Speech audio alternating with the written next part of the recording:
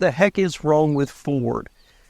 As someone who has a Ford sitting in the driveway, whose son drives a Ford that's been great for him, and whose family has had great service from Fords for, about 40 years, it's kind of disturbing to ask this question.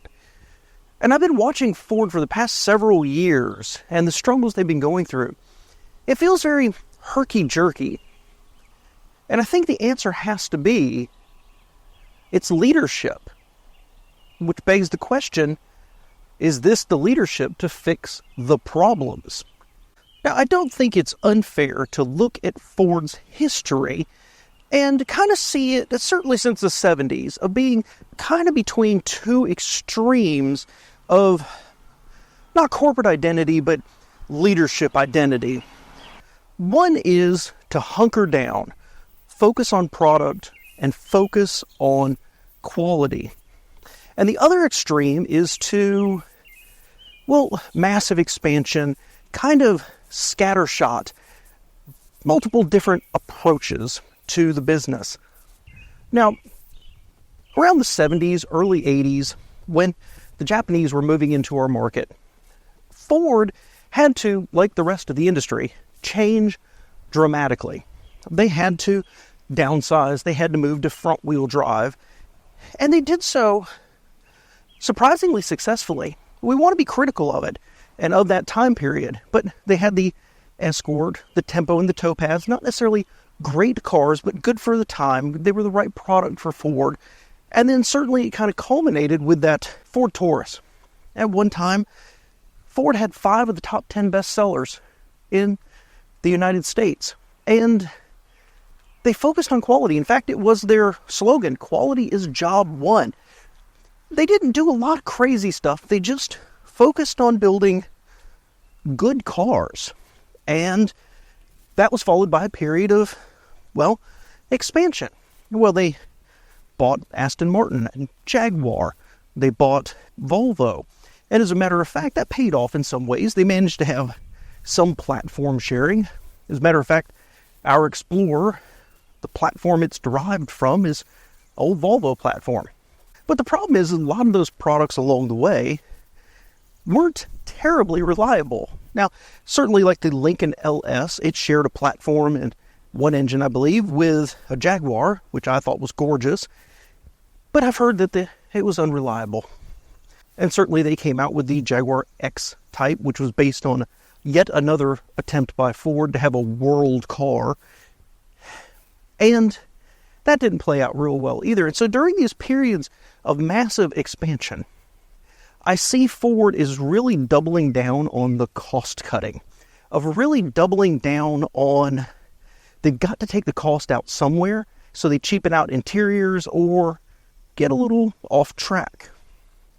And I feel these two different approaches just repeat back and forth. And so when we look at Ford today, when Farley took over, I thought he was the right man for the job. But let's review a couple of things that have been going on under his watch. Not all of it's bad, don't get me wrong. But let's also remember that Ford is now two companies. He split it into the internal combustion engine side and a battery electric plan. He has overseen 3 years of being the number one most recalled brand in the United States. Last year, 2023, Ford spent almost $5 billion, billion with a B, on recalls. They've had recalls for engine fires based on bad quality products, in the engine itself from suppliers. Moving to EVs, they went out and they developed a platform, an expensive one, and made it for one product. They made it for the Mach-E. Now, many people are still upset that they took the Mustang name and applied it to an SUV that's also an EV. It's actually quite good. But then they didn't use the platform for anything else. They spent billions for a one-off. Then he complains that it is not efficient in terms of how much wiring they used, for example. And the quality was bad. So, the answer was to cut engineers. They spent more billions developing the F-150 Lightning, a different platform.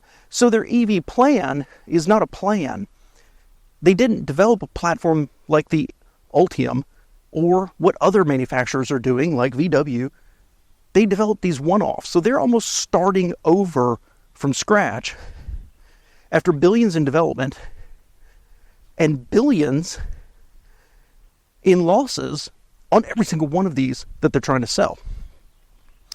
Part of that plan was to go to the dealerships and say, okay, you need to get EV certified. You need to install chargers. You need to get the equipment to diagnose and to fix. And dealerships push back.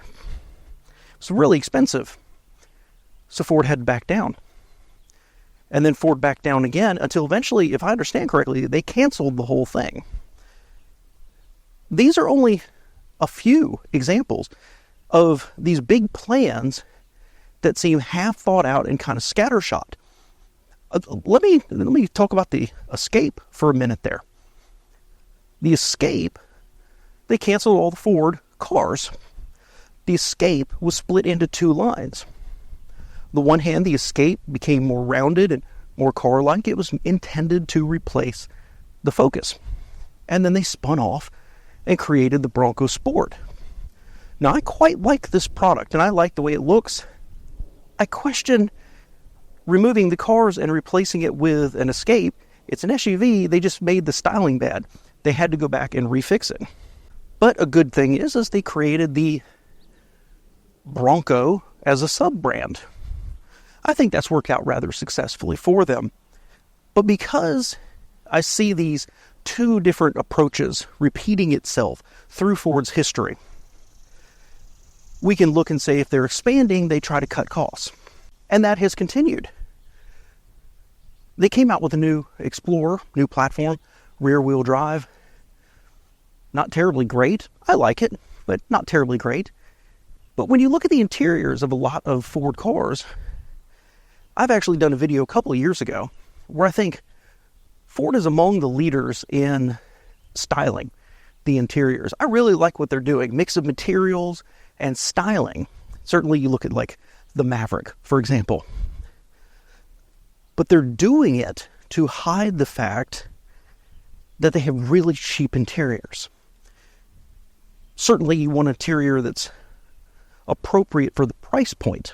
But Ford, instead of investing in better quality materials, they're carrying it with a mix of materials and style. And I don't think that's going over extremely well. I do think they have some excellent ones. Excellent interiors. Not the rotary knob for the gear selector, but I think they've got a lot of good stuff going on. But it's kind of shocking to sit in a $25,000 Chevy Trax and then walk and sit in a $35,000 or more Ford Escape and think to yourself, the Chevy is nicer. That's my opinion. And so these stories are almost endless of 2 steps forward, 3 steps back, of having somewhat of a hit with the idea of the Bronco sub-brand while being burdened by recalls. And so the question is, and the answer is, and what's saved them before, is to refocus on quality. And that's what Farley says he's doing. I go back to the 80s, and as rough as it was for all the manufacturers, Ford did a really good job. And you can criticize some of those products and laugh at them. And that's justified, honestly. Things like the Topaz and the Tempo and other cars, just ridiculous. But when you look at the market share of the individual brands, while General Motors went into complete freefall, Ford managed to shore up their market share, stabilize it. And that was because they were focusing on the quality of their products. That's what their customers cared about. And so I think that opportunity exists again for them. And Farley has been talking about this. But is he the right man for the job? I think Farley is, in a lot of ways, Roger Smith light. Not quite as bombastic and global conquering. But the idea of do this and let's do something else. Big dreams, big swings that just aren't playing out. And unfortunately, what we've seen, and I had to hold off doing this video until I saw they had to back off these big dreams. Was it going to work or was it not? But they're backing off of it. And there's so much opportunity out there. I believe that Ford, to succeed as the second or third bestseller in America, needs to do things a little bit different. I think they're the company to kind of shake things up a little bit. Why aren't they bringing a car here or two? It seems to me if you could make it somewhere else, just bring it here. Give it a shot. You've done it before. Where is the Lincoln coupe based on the Mustang?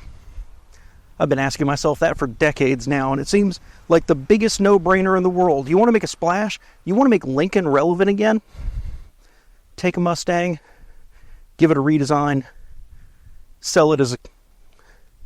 I won't even put a name on it, right? Sell it as a coupe.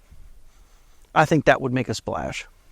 They've got plenty of opportunity, but the biggest thing holding them down has been prices, their dealers, and the quality. People notice recalls, and I think it's hurting them. And I question whether Farley's the right guy. I did believe it, but now I'm not so sure. Because he has to change who he is and his approach to where he thought the company was going to go, instead of backing down and kind of retrenching. I don't know. I don't see him going. I don't hear any rumbles about it, but I wouldn't be surprised if it's decided the CEO has been the problem holding him back, and maybe he's not the guy to navigate the process through to the other side. Let me know what you think below, guys. Thanks for being here.